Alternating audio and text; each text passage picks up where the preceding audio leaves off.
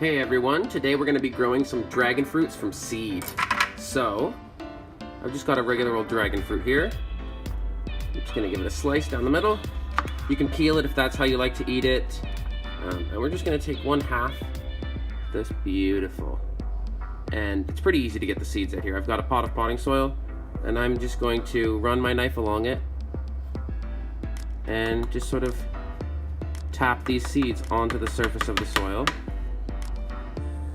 until I've put enough seeds to my liking. It doesn't matter if you get a bit of the pulp in there, it's going to just sort of decompose, wash away as it grows, and it's going to cause you no problems. So, then I like to actually just give that a little bit of a paint around with my fingers, mix it in with the top layer of the soil, and then give it a little pat down. Perfect. There's a lot of seeds in there, and it's going to make a lot of seedlings, but this is what we want. So, you wait about a week, sometimes less, and you're going to get some sprouts.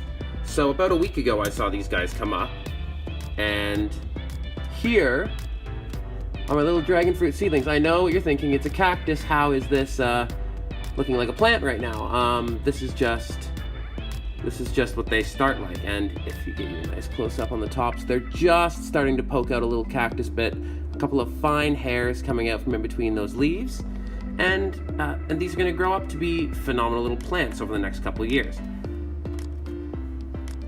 I also wanted to mention, I just got this. These are lovely dragon fruit cuttings that I got on eBay. I have 2 of them. One of them is in my garden right now, and one's right here. These were about $20 on eBay, and they just arrived after about 2 weeks. And I just chucked them in some soil about 1 inch deep, and I'm waiting for some roots to form.